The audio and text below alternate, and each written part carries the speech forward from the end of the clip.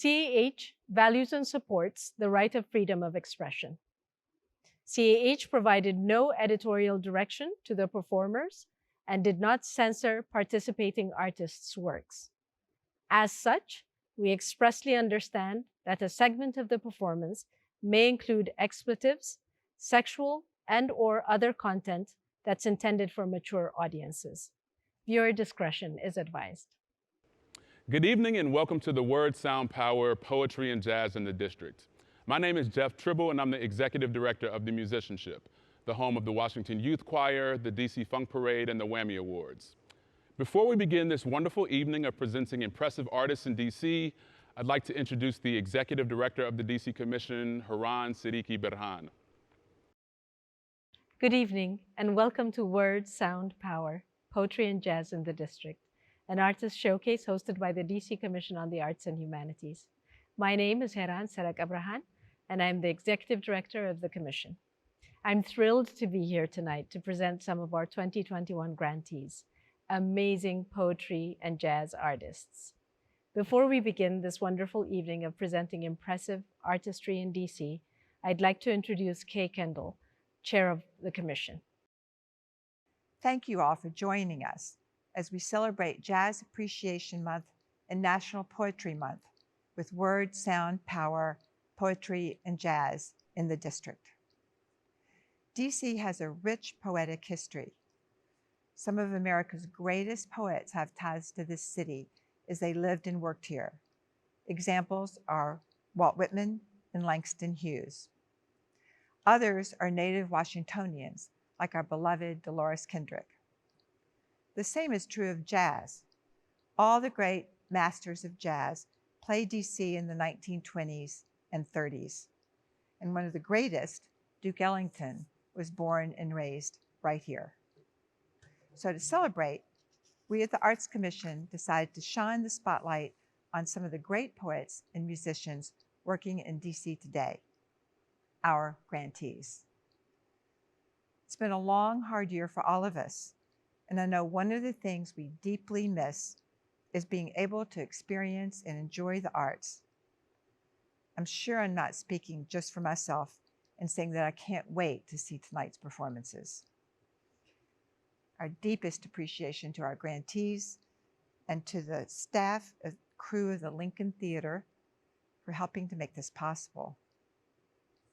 Thank you for joining us. Enjoy the show. Thank you so much, Haran and Kay. As the leader of an organization that is a grantee of the DC Commission, I am thrilled to be here tonight, helping the Commission present some of their other 2021 grantees, amazing poetry and jazz artists and residents of our beloved city. Between the performances, you will see images of the words, sounds, and power that permeate our city. These artworks are from the district's art bank, a collection of fine art that is on display in government buildings throughout the entire city. Now let's start the show. First up, we have Dr. Tony Keith Jr. and Barry Moton.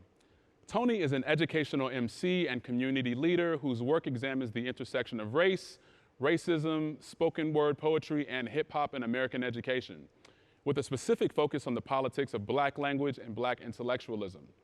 Barry Moton is a jazz vocalist and educator, known for his smooth baritone tenor vocals that touch the hearts and minds of people regardless of age.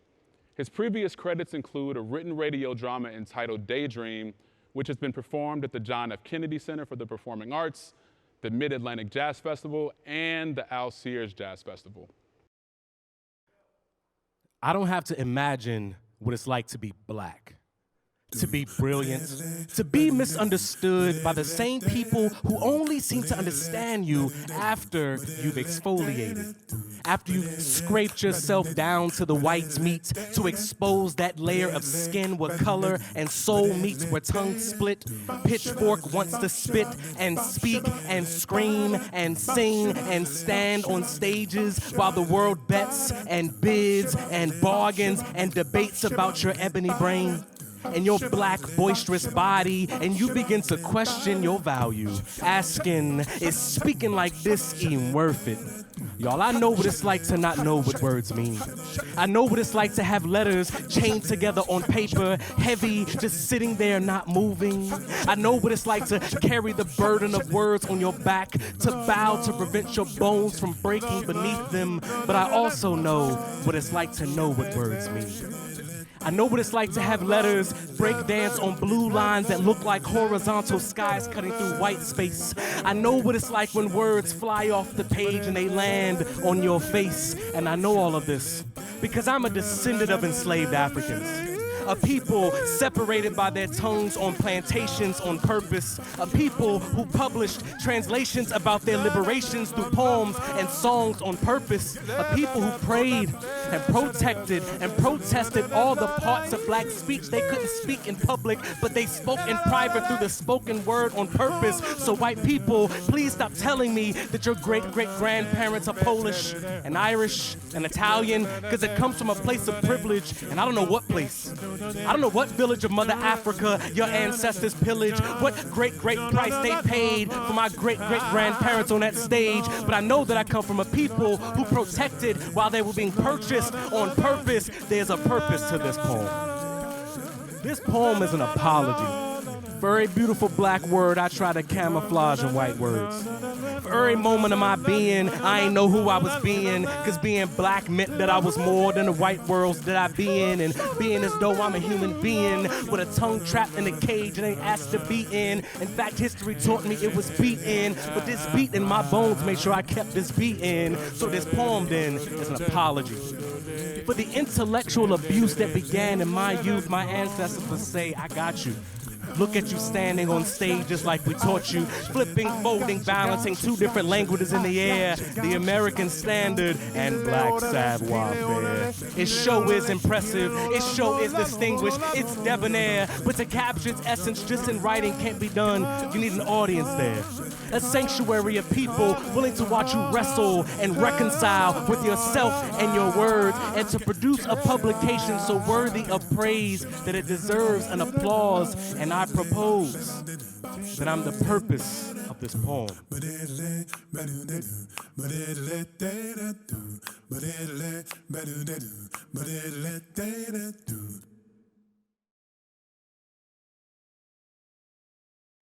Who we are together ain't some comic book, fairy tale, reality TV show script. Ain't nothing waiting beyond the credits for us. Ain't no secrets written on cards waiting on cue for us. Ain't no cameras capable of capturing the way our words fly on walls and stick and sting sometimes and soothe and heal and inflate bellies bloated full of laughter. Ain't no confessional booth safe enough to press play on the bullish and still meet in love the morning after. But after every morning, there you are, with your words inspiring and sharp, cutting through my tough parts, exposing where I'm tender and how I tend to bark at your attempts at being tender, and how I confuse salt with sugar and taste your words wrong. My bad, I'm still getting adjusted to your sweetness. Still trying to understand how saline can be the main ingredient for both blood and love, and that both have to do with a beating heart, and that a heartbeat can sound like honey but feel like sap. Can't tell if it's the bees or the trees that keeps pulling you back, like a spring, like a swing, like a pendulum, like a clapper, that thing that makes a Liberty Bell ring, like a dream, like tears, furious and on fire, flaming F-bombs, smashing egos into pieces and then arguing over whose pieces it is and fussing about what peace is. You can't deconstruct masculinity, a conflict of masculinity, war zone of masculinity. Two men in love, mad, marking up territories, measuring up, chest puffed, pissing contests over misunderstanding. Context don't always result in romantic kisses from the movies. More like fireworks on display in the month of November. Got the neighbors scared, got way too much bass playing upstairs, all that vibrato rumbling. Meanwhile, two men are fumbling over gender roles, running crooked on the field cause they ain't straight, and it ain't that simple, it's complicated. Two men in love, frustrated, ain't got nothing to do with who makes dinner, it's whether or not you eat. Ain't got nothing to do with who does the dishes, it's whether or not they're clean. simple-ish, stored in a bottle of resentment that we keep trapped down there with monsters and dark basements. And I love you like sounds found in dark basements. The kind of thud where the fear of facing the source chases you up the steps. You don't look back to see if it's nothing. Instead, you run. You run because you think it feels brave. You run because you're afraid. Afraid of being pulled back down into that dark, familiar space. Some space where monsters have names and faces and no shame. Notice that urban legend never really ends with the real battle with the monster. It, heavy and ugly, breathing on your heels, waiting to see your fear, waiting for you to fall back down there. Notice nobody ever talks about the battle. No one tells you that your skin is not thick enough to withstand the blows and that your heart beats harder than your blood can actually flow, and it makes you feel silly and weak and you can't see. See, nobody talks about trying to swing in the darkness. No flesh tag, just black monster camouflaged. It aiming for your rib cage and you just trying to protect your heart. No one ever talks about it that way. And yet we always manage to make it up the steps.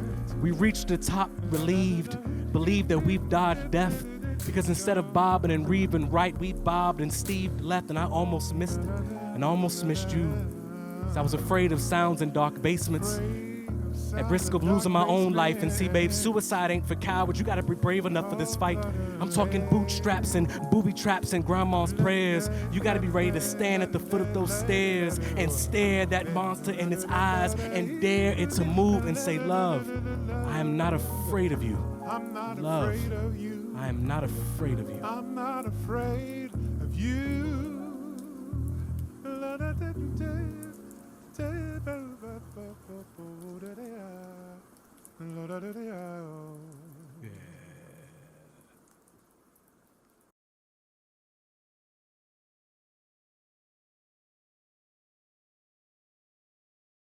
Well, we haven't worked together before. No. You know, it's been a beautiful, I mean, truly a beautiful collaboration. I don't know how you feel, but. Yeah, I think it's been dope. So we, when the commission invited us to participate in this project, we were asked to select artists that we might want to collaborate and pair with. And I remember watching, there was a video where Barry was singing, there was some song that he was singing in Spanish, and I just thought that it was dope, but there was the sound that came out of his voice. I was like, oh, I think I really want to work with this cat. And so I remember like in the ranking of things, I remember putting Barry up there really high, and I was like, oh, I hope I get to work with him.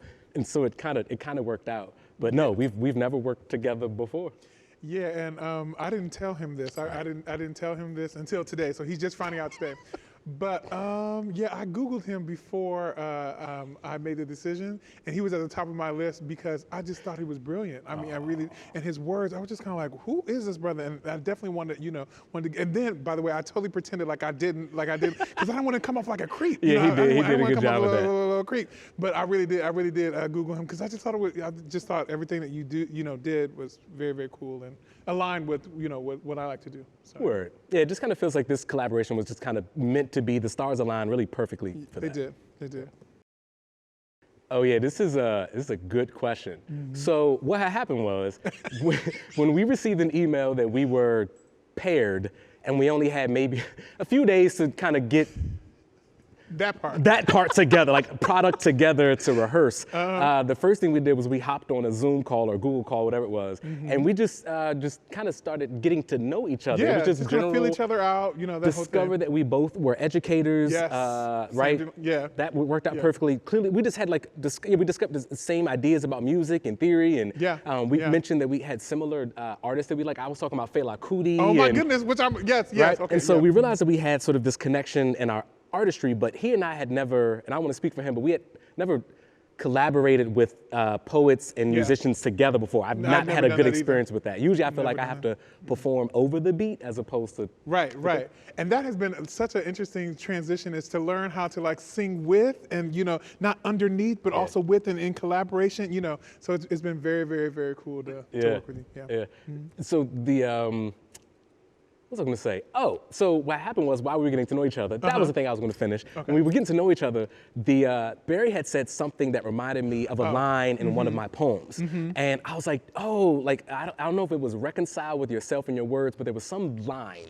And I was like, oh, I got a poem that reminds me of that. And he's like, oh, can I hear it? I was like, okay. So over the call, I start doing the poem, and then. I know, and then all of a sudden I just hear like all this music kind of coming at, I'm like, ooh, where is this coming from? So I hear this like bass line. Ooh, I'm hitting my mic, I just realized that. But I hear this bass line and I'm just like, what is going on? And then I start to even get like a spiritual sort of sense where I hear, you know, certain sounds from the motherland kind of coming in as well. And that was a very, very cool experience. And I was like, that never happens on the first, you know, first meeting, so. And I just wound up trusting, I legitimately just trusted Barry Z. Whatever he hears is the thing. And I was like, if that's what you hear, bro, we're gonna do it. Let's do it. Yep, Yeah. and we came in for rehearsal and it was smooth like butter. Yeah.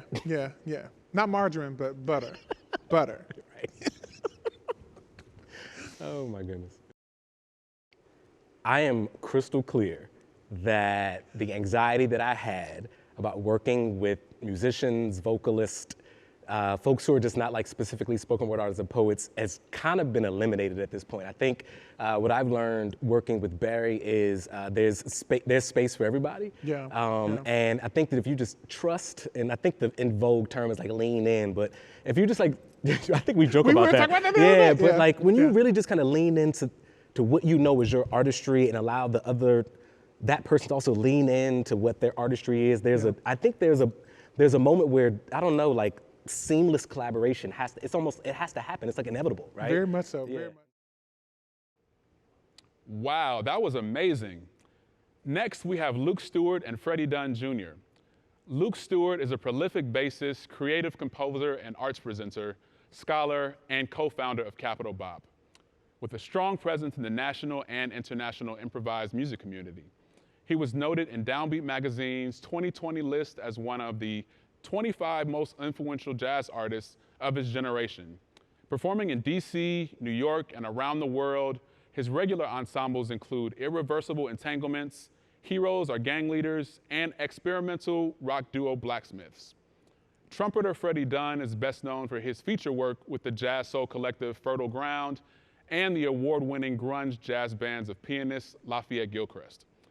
His solo work from the latest CD, Soul Progression, was featured on The Wire and won a 2009 Independent Music Award.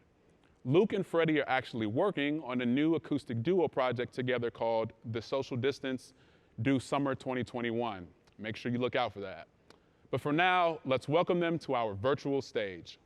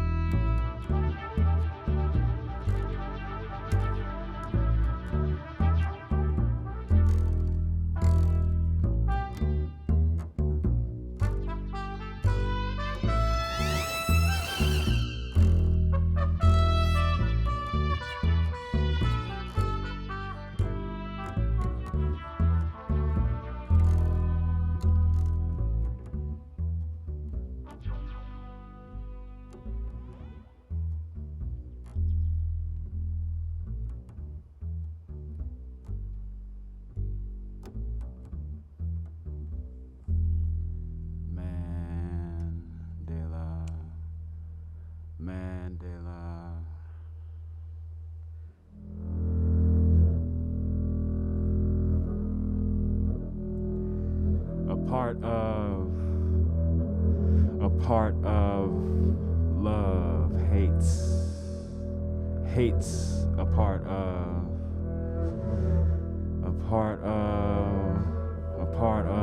hate, loves a part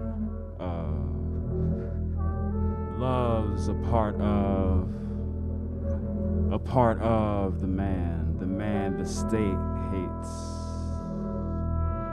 hates a part of the name the people love, hates wholeness, hate, loves togetherness, love, the togetherness of the large human movement, loves togetherness, loves, hates wholeness, hate, the wholeness of the small human hyphen. De vets, de clerk, de vets, Botha, money dealer, your worship makes an island of freedom, detained, harassed, banned, the trap, the capture, the trial.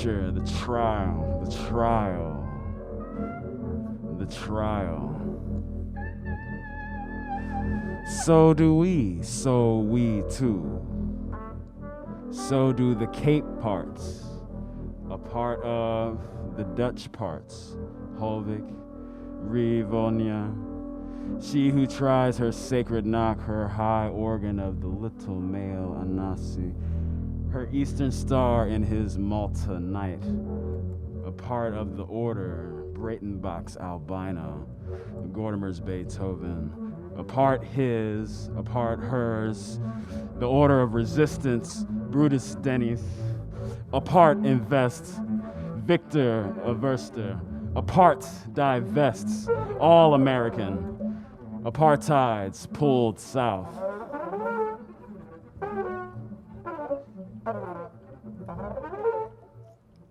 Mandela.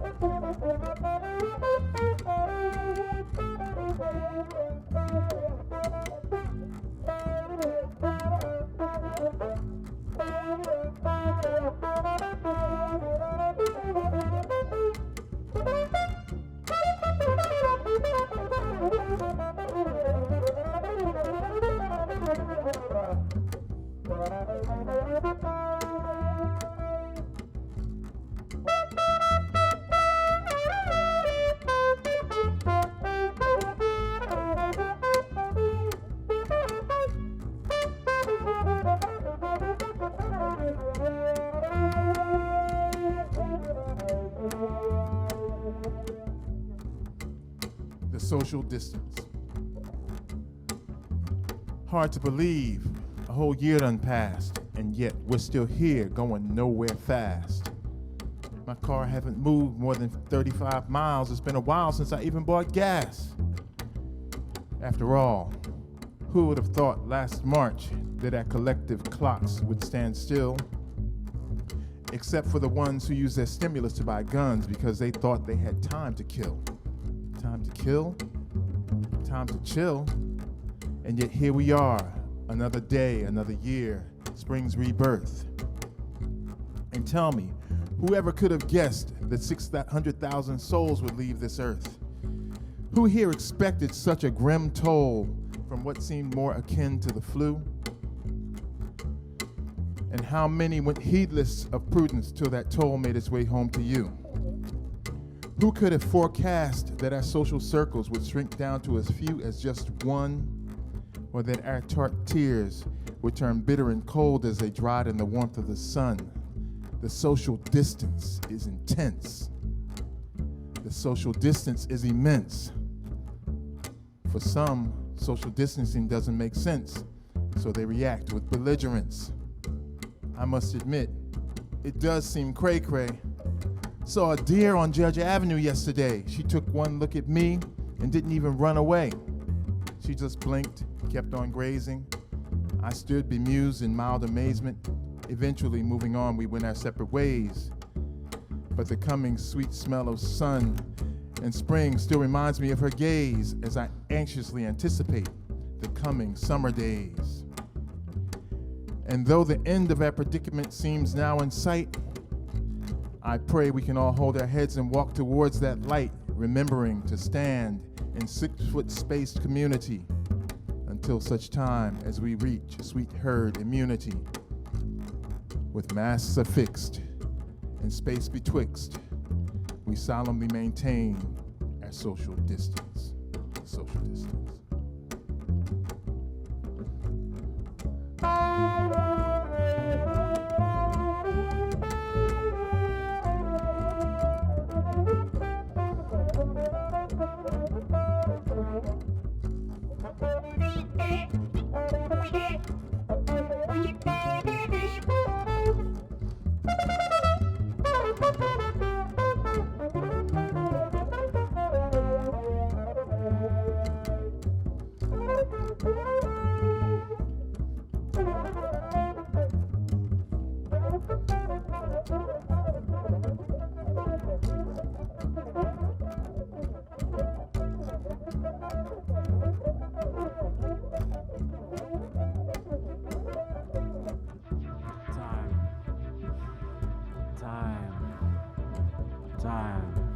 Time.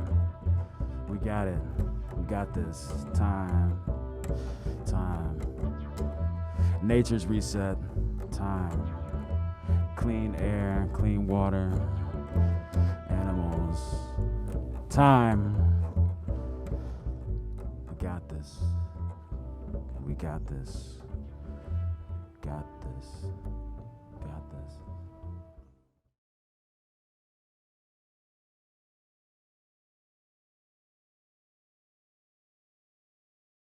Well, we came together and we had some themes in our heads, in mind, and I think the music just came out based on that. And that's in a way, that's one of the ways that I think the music really shines the best, is when it's allowed to breathe organically and to develop into what it's going to be.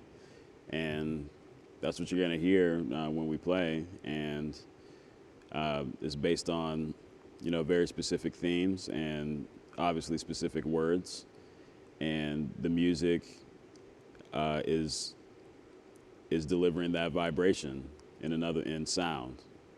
Yeah, I think the piece that I'm doing in terms of spoken word grew out of our conversation.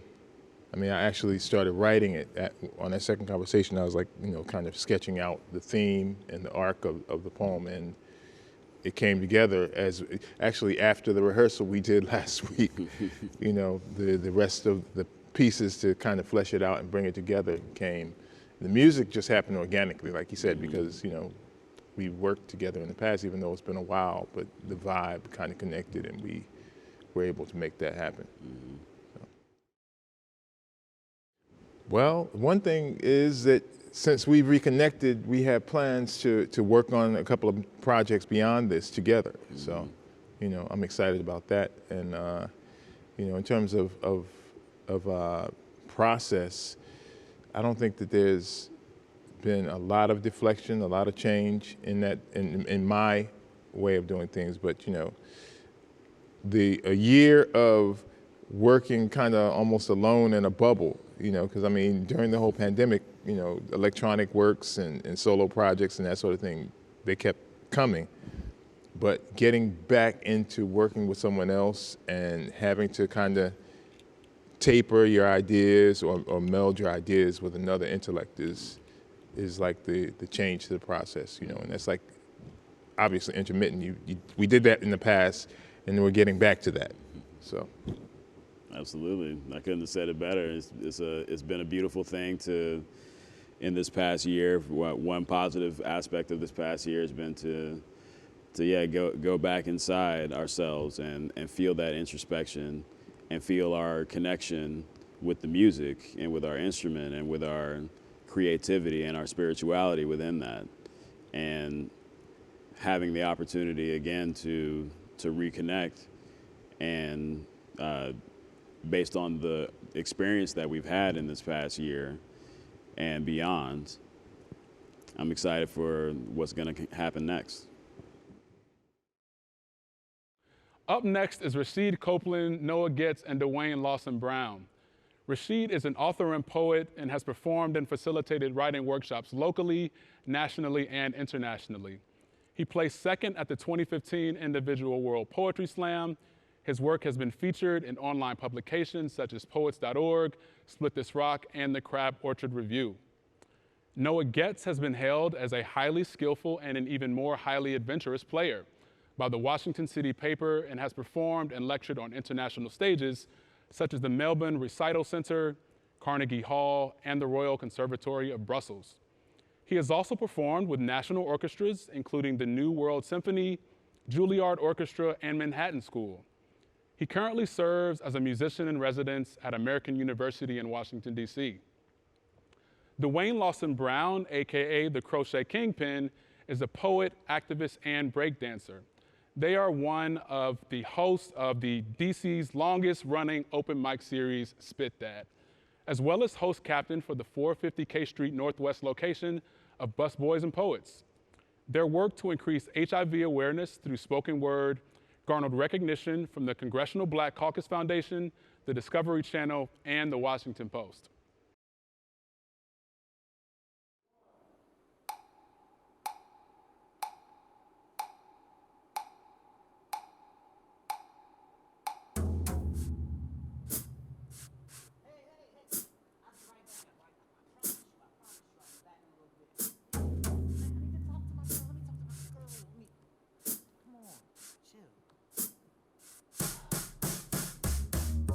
I'm singing you a blues song, for the distance is far too long. I'm singing you a blues song, for the distance is far too long.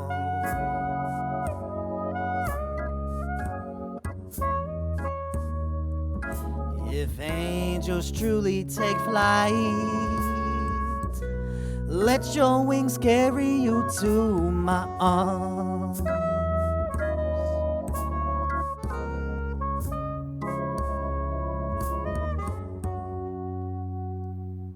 This is for you. The Love Jones soundtrack doesn't do our conversations poetic justice, so I write this to a cappella thought processes and crickets in the basement. The sound of empty floorboards in the hallway, the racket of fingertips caressing keypads. Darling, I write this to the sound of us. To the sound of Sunday, slowly creeping into Monday morn with cheap Merlot playing in the background of our breaths, tongues banging cymbals in the roof of each other's mouths. We are the brassy exhale of the saxophone, swirling through windpipes and exploding into that.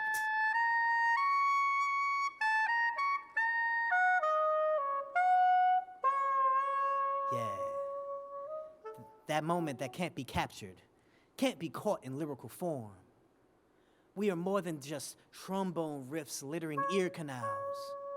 We are full-length symphonies seated, washing up on the beach of your belly, lower. I'm a finely lubricated memory, squeezing deep into your psyche, reminding you that when our lips are locked, the time between sunset and sunrise is equivalent to the time between 0 and 1, between thought and action, between like and love, between life and breath's last lingering fling with lungs. I'm singing you a blues song, for the distance is far too long. See, strings don't vibrate like vocal cords do. Snares don't connect like fingertips do. Instruments don't mesh like bodies do. The pitches just don't match. The connection isn't there in a shrink-wrap love song medley. I'm singing you a blues song. Because reds and oranges are represented in our fires. Purple lies in our sheets. Green grows from our fertile ground, but blue is that jilted lover pacing when the distance is far too long. For a physical moment, a download of intimacy, this kiss. This is the sight of an angel's flight. We are that harp song. This is for you. Oh!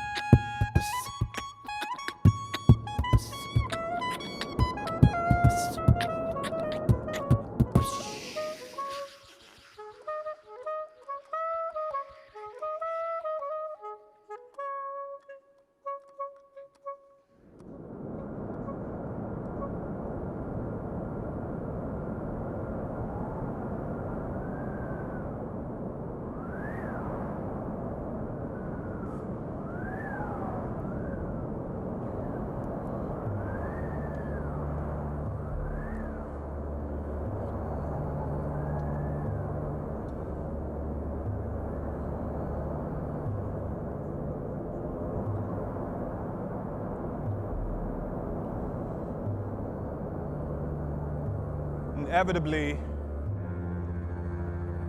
each road ends with your back vanishing into nightfall. Your new smile is a machete's bent, flashed at men who unlawfully search your face. They request your teeth and are obliged. A rouge grin across their jugulars as a keepsake. A heaven's fill of women, sistered by a range of kinked hair, packed all the sunlight betwixt their skin. It began a rapture on foot. Left the men with our lives as something to remember them by. Walked hand in hand, their fledgling daughters holstered on their hips. Every umi offered a grown child's back as a chariot. The infants stowed away inside plush bellies to be delivered, not into this world, but from all of its evil. I watched you all at the edge of the river speaking mermaid to the ones that grew gills waiting at the bottom to be found. your surnames lifted like a curse. Never again to be caged in a word, how Adam did the birds and beasts. When he sentenced one to a name, and it became all they could ever be, and I longed to go with, but I've been compromised. Troubled with virus, a silent pain, which often proves my love is nothing more than the liking men take to how fatherly we sound. Saying a woman's name makes us water our flowers with spit. I have yet to cure myself of the ways I am told against you, have yet to perfect my wade against the tide that rose up on me the moment I took my first sip of white air. The moment a chromosome filled the silence between my legs and doomed my every embrace. Perhaps if I were not of such a peculiar make, with my manifold of conveniences, forgotten at the thought of my skin-assigned griefs, perhaps we'd be a miracle. Perhaps when the world sunk its hooks in me, I'd bite down on someone besides you to avert my pain.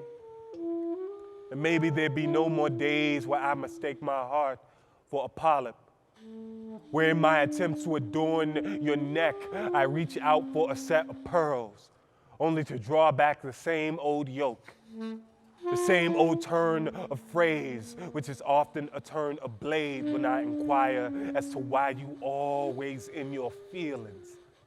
And you reply, it is the only place I truly feel safe.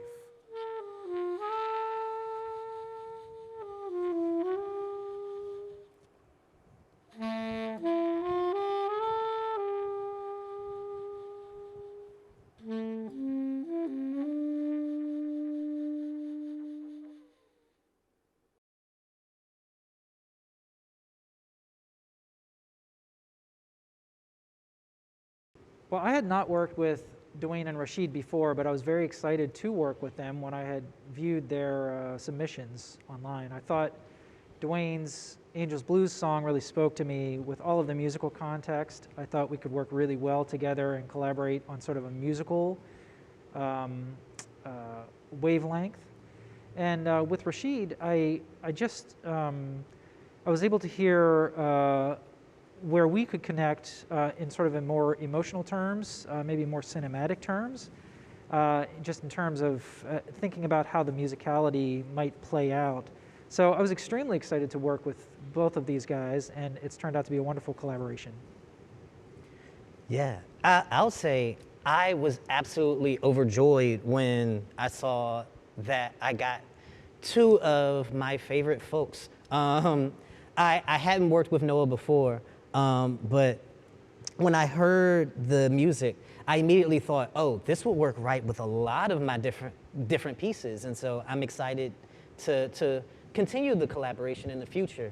And Rasheed, like, what needs to be said? Like, Rasheed is one of my favorite poets, period. And I have the pleasure of personally knowing him. So this is a collaboration that I've dreamed of. Yeah, I think my sentiments are similar. I was not familiar with Noah's work before now, but just listening to it, it was clear that, you know, Noah had such a broad range of what he could do musically. And I just thought that would mesh well with almost any and everything I could think of, so I was excited about that. And with Dwayne, while we haven't worked together, I think officially, we go back years, maybe decades now. And so, you know, we're familiar with one another's work and sensibilities, you know, and just all around friends. So I was excited when I was able to get both of them on the collaboration. So I'll start off. Shout out to Zoom. Noah set up a Zoom room, and we got in and just kind of threw poems and vibes and ideas all at the screen to see what would work and what would make sense. And the way I ended up choosing Angels Blues song is because that was the gel. There's a sense of like hope and hopelessness within the piece. And I feel like we got that jazzy blues club sort of vibe right honed together. And Noah definitely speaks in that language with his music. Yeah, I'll just echo what Dwayne was mentioning. You know, I think I wasn't entirely sure what this might look like, although I was excited about the possibilities. And I think that first Zoom call really gave us a chance to consider the sort of, I guess, narrative and musical arc of what we were contemplating. And while these two poems are very different, Dwayne, I think, spoke very eloquently in the Zoom chat about how they came together and why they made sense together. And I think that for me was the sort of stamp of approval. That was sort of like, this makes a whole lot of sense. We should go in this direction. Yeah, just echoing their sentiments as well. Us being able to come together beforehand, it just really made a difference for us to kind of flesh out what we wanted and what we didn't want. I came in open-minded, you know, ready to be flexible, of course, but it turned out well that I didn't have, you know, there wasn't much flexibility that we even needed, because it just so happened that what all three of us provided kind of just gelled together in an organic way. So for me, I have been trying to tap into my work to add more of a musical element to it. And Noah really, thank you for that.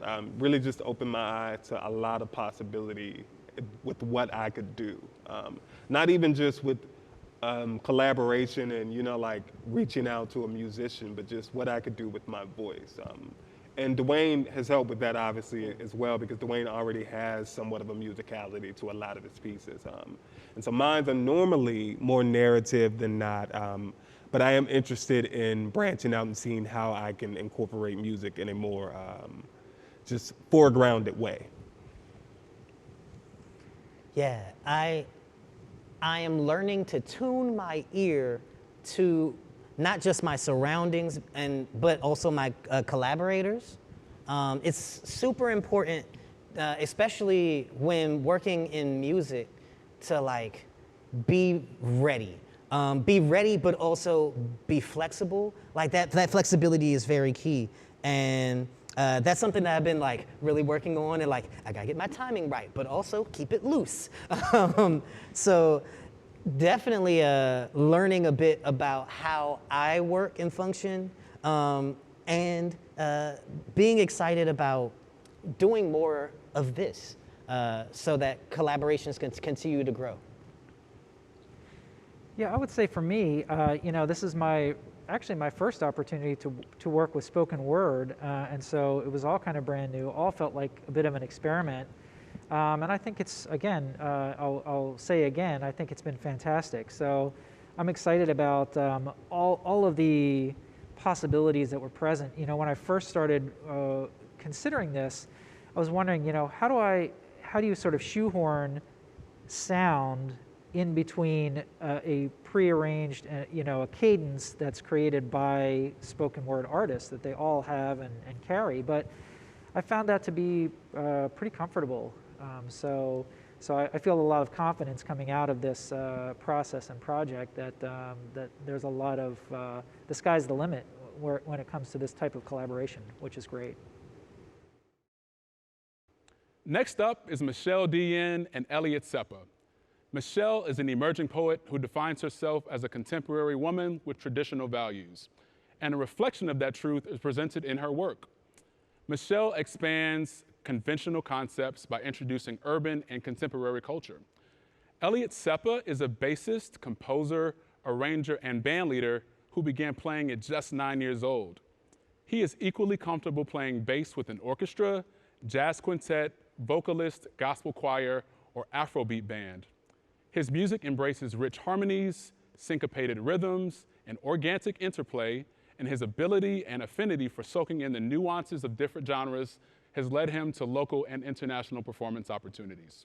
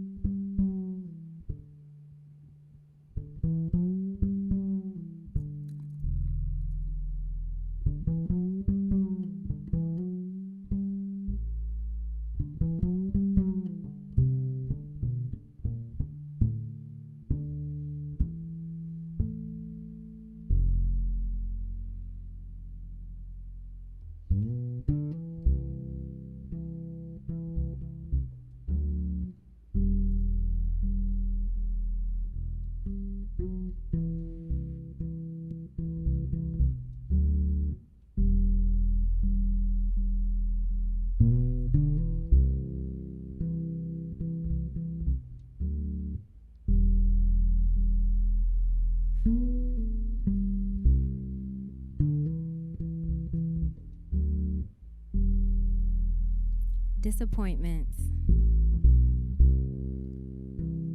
Her love expressed in every way. She combed my hair. Kites in May. Yes, she's here, far away. Door always open, nowhere to stay. Her words once kind, I believed in me. All shadow, no shine. It's like pulling teeth. So how did this happen? God, what did I do? I wish she'd come back as quick as I chew. Cold and clear, her words become swords, the same ones I use to fight through these wars. But not anymore, caught on to the plan. At 36, I'm taking my stand.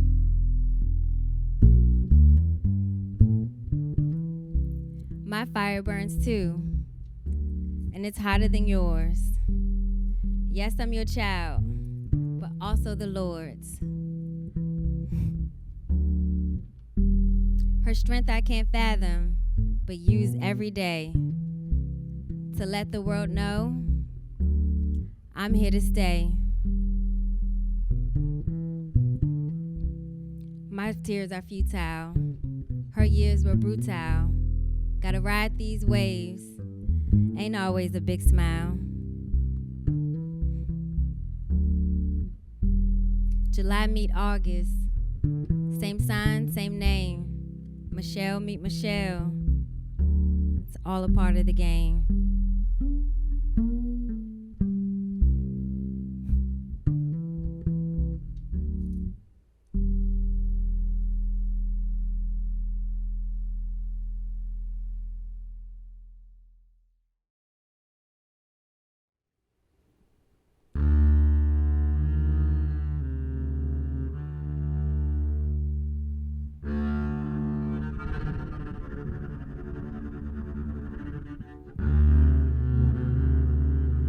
Homeless nigger. I can't believe his white ass called me that. I ain't even have on my frumpy hat. Who the hell does he think he is? Be mad as hell if I slapped this kid. Disrespect is disrespect. My mama said that. He lucky as hell I didn't break his damn neck. And he never would have said it if my daddy was there. He'd have been way more polite.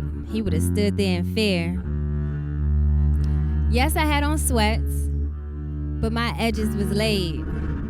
His words were a threat, but I left there unscathed. A look of disgust, like I'm out of place. I'm from D.C. I didn't migrate. And neither applies, cause I'm pretty as shit. Put me next to his wife, probably shit on that bitch.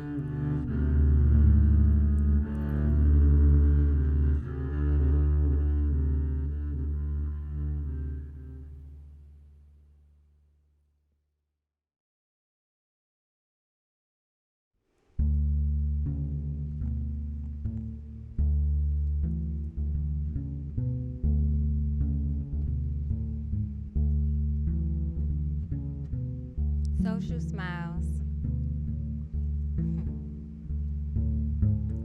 I'm good, love. Not doing it no more. All these fake smiles are really piss poor. Always getting jammed up. That me for Mike Brown. Still shot, hands up. Another damn frown. Smiles supposed to be what make things better. Not wear you down like an old Wilson's leather. Who knew a smile could make you look weak? Supposed to be what keep folk on their feet. Instead you end up on your back Bunch of fine prints, step on like doormat. And when you say stop, they all look and stare and ask you why you opted not to care. Is this truly fair? When you are the reason, keep taking advantage, I stop counting the seasons. Best to be honest, than to play nice. Can't lax on yourself, cannot be polite. Love over logic, because my heart is tired. Soon as you true, end up getting fired. Tack with my truth, but no more lying. No more permission, cannot keep trying. Gotta cut you off, yeah, that's fine too. I'm guaranteed joy, even not from you.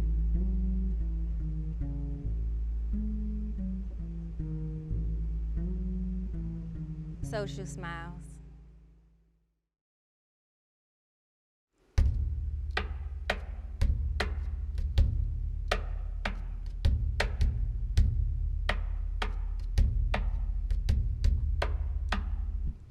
If I take off my clothes, you still won't see me. So what's the point of you in between me? Stroke your little ego and feel accepted. You're just gonna run and leave me rejected. Boy, kiss my rump. You got no finesse. Need to be a lot smoother, like Elliot Ness. Slim, kinda thick, and nectar for sure. An empress, a queen, with nails like a whore. Don't get it twisted, bar race to the sky. You clearly can't lift it, design super fly. No, not a priest, I'm not Ron O'Neal. It's just pink acrylic, it's not even real. You have been fooled if you think I'm a dummy. Did you see Players Club? Run me my run. No hoes in this house, tricks are for kids. And 88 honey, placing my bids. CEO meetings, my shoes must be right. Click-clacking and clapping on first class flights. So don't judge my nails, I meant to say grippers. Flashy long nails does not equal stripper.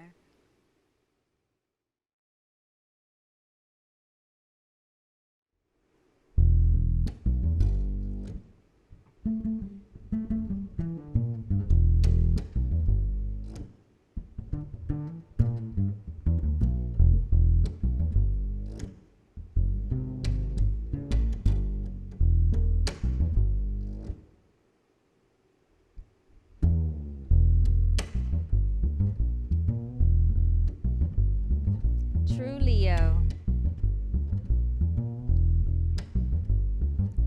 So rare it's unfair, and all of them hate me. Just sit back and watch while the devil escapes me. They know I'm the shit, I don't give a shit. 84, been a shit. 2-1, flame is lit. Damn, I'd be mad too. That's a whole lot of shit to plow and cut through. I paid my dues, I earned this keep. Not my fault, I'm woke and you sleep. Could never be a sheep, I'm a motherfucking lion. You out here playing thing, you's a motherfucking liar. Leo, you is crazy, but that's what makes you cute.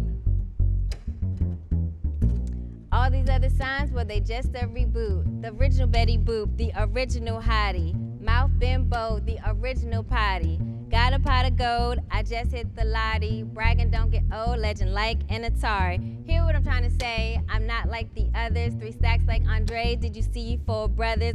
Cold like Michigan, so terrific like Tom. Hot as the sun, have you eaten out my palm? Trees in Tampa, did you see him on the 7th? Super Bowl, they both in with 7. Rubies are the month, God dropped me out of heaven. Baby, don't be mad, I'm a queen, you a peasant. I'm a queen, you a peasant. I'm a queen, you a peasant. True Leo.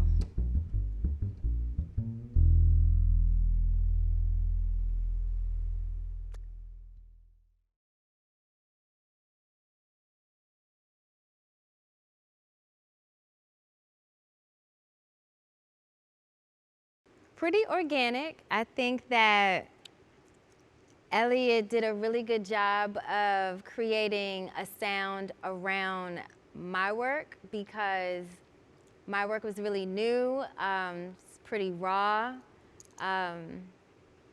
but he did a really good job of just kind of weaving in between my creative work. So yeah, I'm often a sideman, usually playing with other musicians, but in this case with a poet, even though this is more of a duo thing and not so much a sideman, but you know, I'm just always really open to going with the flow and just responding artistically to whatever situation I'm in. So yeah, we definitely created something that we're both proud of. Yeah, I didn't expect to use all of the pieces, but the sound he came up with was just so natural to them, and we were able to kind of create a story with the music and the poetry. So it just really worked out.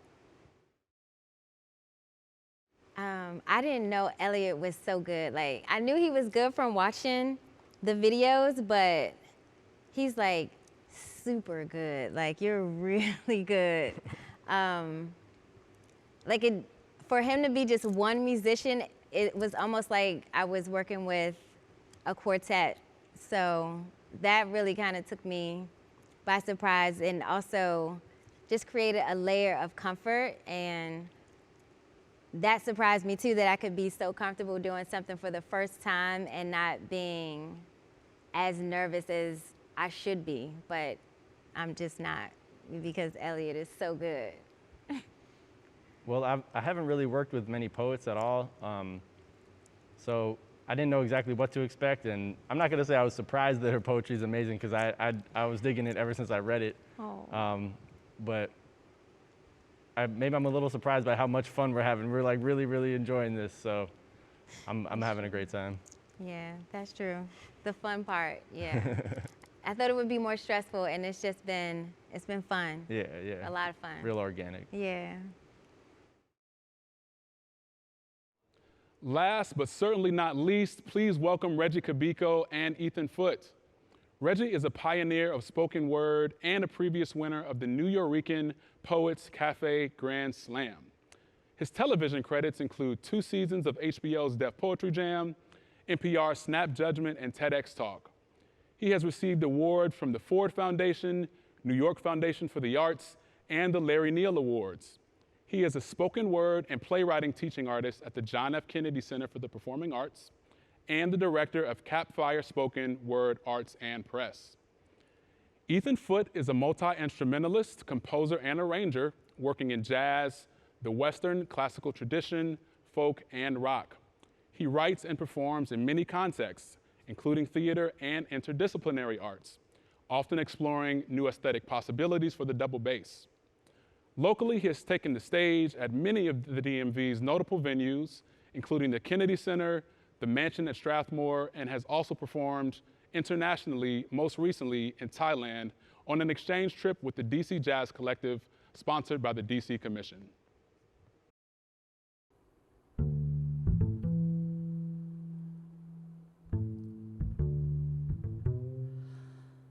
Nina, look at the sky.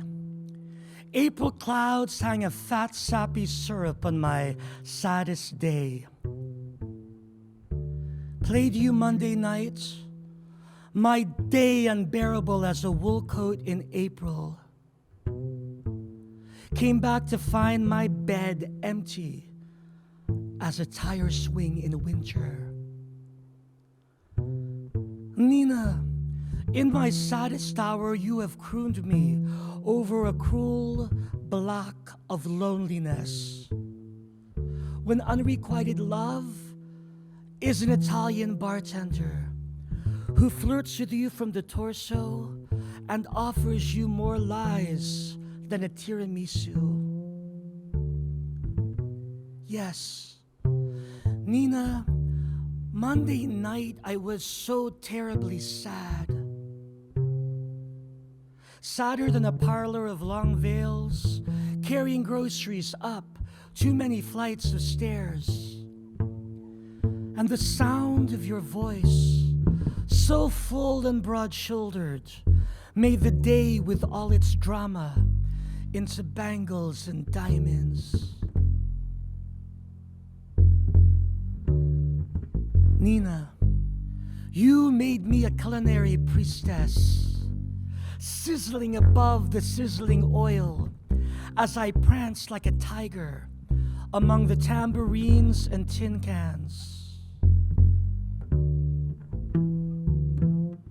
The raindrops applauded, and the single wine glass wept because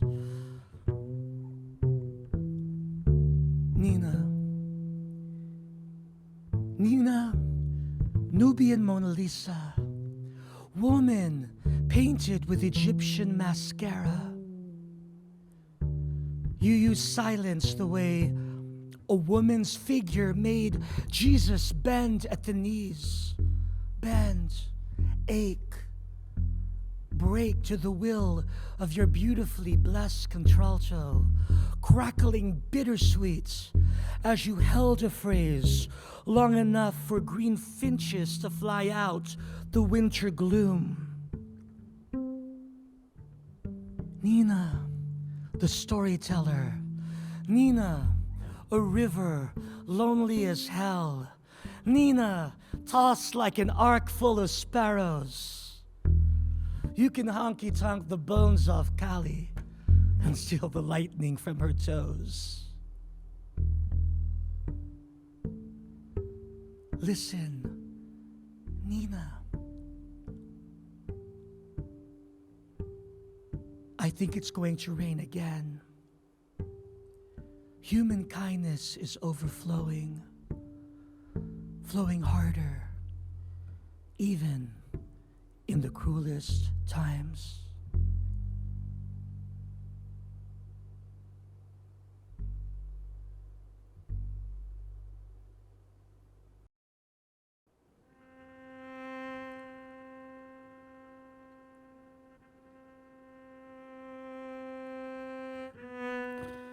Remember your first breath. Your mother expelling deep breaths and cries. Remember your father as a distant planet. Pluto conception has a kind of rage. Remember suburbs and signs, strip malls, tobacco farms, peach trees and liquor stores. Remember brown earth skin and Sampaguita. Remember the hamster you released in the woods. Remember novenas and votive candles. Language was born out of prayer. We are cycles in cycles. We are cycles in cycles. Resetting. We are cycles in cycles, resetting. Remember the sun you were born under.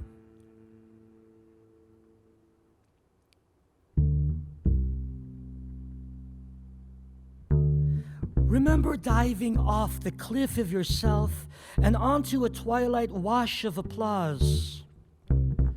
Remember your hot flash crushes, your first kiss of the tongue, your quivering knees, just wanting to be an adult. You envisioned yourself at a grand piano, playing Chopin for the paparazzi.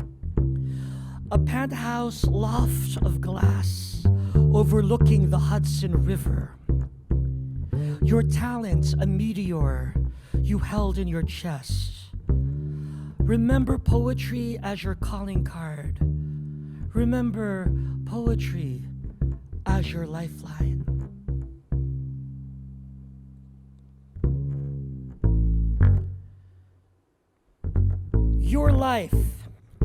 Your life is just a one-bedroom over a Trader Joe's.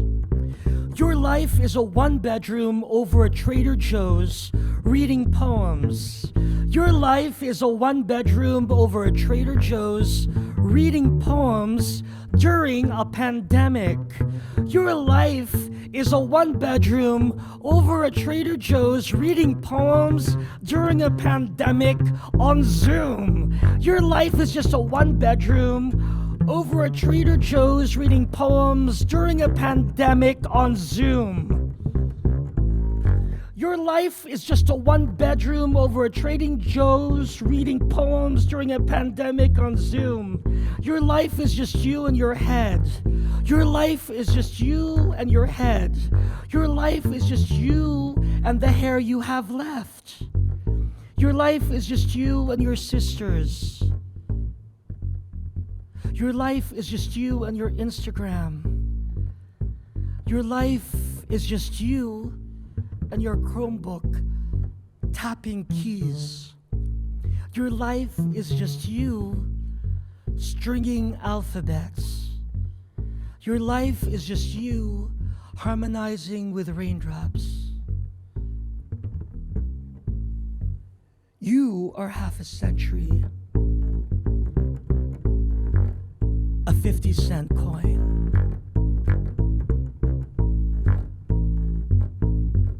Flip yourself.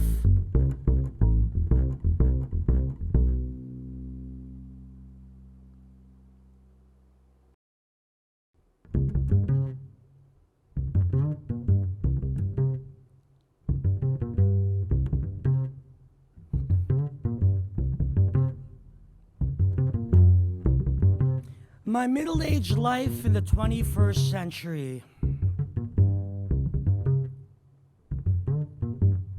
I used to roller skate from Chinatown to Silver Spring. Now I take a lift to Trader Joe's. I used to be afraid of vampires, so I slept with garlic and holy water. But now I fear police sirens, elections, and tap water. I used to be an altar boy, ringing bells. Now I get buzzed with my diabetes sugar levels. I used to have long hair that you could sculpt into an asphalt pyramid of pomade. Now I know I'm headed for the Buddhist monk look. I used to be a Catholic wannabe saint. Now I just let my life spin with the planet waves and astral project into other dimensions. I used to breakdance at weddings. Now I cry and eat cake. I used to be a hot ticket. Now I'm a bargain basement VHS in the barrel of a Goodwill store in Duluth. I used to play Moonlight Sonata. Now I just stare at the moon. I used to kiss the sky. Now I embrace Rock Creek Park. I used to bathe with Dove soap. Now I soak in lavender eucalyptus sea salt. I used to bake blueberry pies. Now I stir fry pad thai noodles.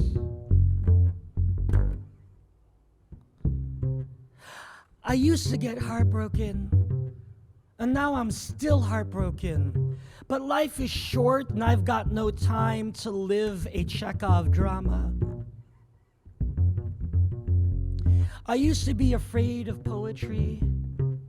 Now I know it like I was baptized in the Word.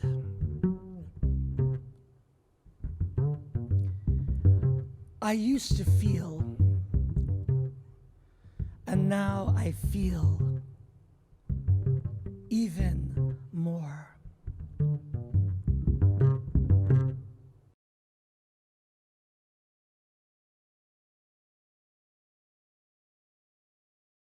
I think when I'm picking work, it's sort of like packing for a trip that you don't know what's going to happen.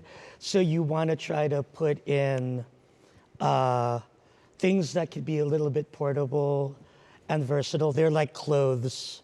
And you just don't know what happens. And then this is where you have someone like Ethan who's really sort of trying on. I think he said something that was really interesting, that these are poems that I could try on or fit in or wear or put your place into. Yeah. So could you talk a little bit about? Yeah, I mean, you know, in a setting like this where we have written work that's being performed live and then music at the same time, I like to have something that allows me to have sort of a solid musical foundation that I can stand on, but that's flexible enough to allow me to improvise and to respond spontaneously to what you're doing in the moment, and that gives us the ability to you know, not have everything set in stone beforehand. So, you know, there's an improvisatory quality to your work, you know, at the very least, because you perform live and occasionally you'll decide to, you know, repeat this line or take a longer pause here or there. And, you know, that I love working with poetry like that, because it's a similar thing to what goes on in jazz, where you don't know exactly how it's going to sound every time. You don't know how long a given solo is going to be or who's going to play what exactly at any given moment. So I think all of your work had that quality to it, and I knew I could do something with, I think, all the poems that you sent me, and then maybe the ones that I responded to in particular. One of the factors was, you know, I could really find myself as a musician in these poems and have that freedom and have a basic, simple idea that I could build off of and add, you know, additional improvisatory stuff on top of that. That's great, because not everyone is going to sort of run with whatever's going to happen. And so I think this whole last year has been an improvisation. Yeah. So, but I'm also excited just to actually step foot on a stage and being in the lights and actually having to dress up. Yeah. Where people could potentially see what pants I'm wearing. Yeah. So it took me about half an hour to dust off everything I'm wearing now, because I haven't, you know, I dug it out for the first time in over a year. So, but yeah, this feels great. Right. I think what was surprising is that this is so quick and so fast. And this is coming like on Poetry Month. And April is just so busy. So I feel like this was such a fast process, but at the same time, it just meant that you just have to totally run with it. And I think that was a surprising thing. And the other things that I found out about my own poems, and I think I'm starting to write more poems. Not only is it Poetry Month and 30 for 30, where you write a poem every day, but I feel this is, it wakes up another creative side when you're always performing for Zoom, and that you don't have this other real person that you can actually have an exchange with. So I think that was an epiphany for me. Yeah, I was surprised just by how good it felt to get out and perform again. I mean, even though we're still working with somewhat limited, within limitations here, you know, there's no live audience to speak of, but I think I had gotten so used to not doing anything like this in a theater that I was actually surprised to feel myself get excited, you know, coming in here for the rehearsal, and just even being in an empty theater is, you know, just great. And I guess I was not so much surprised, but just reminded of how well my instrument, the double bass, works with the human voice, whether that's singing or just the human voice reading aloud. And I was pleasantly reminded of that. I'm surprised at how much the double bass can carry, and it's almost a tango when you just have a bass and words, and so I've had experience doing things with full bands, jazz trios, occasionally, you know, with a bass player for some poems, but just really appreciating what the double bass can be, and what it can do is also something that was yet another epiphany. What an incredible evening of poetry and jazz. If you'd like to stop and say hello to some of the artists, join us briefly at the virtual show on our Facebook page immediately following the show.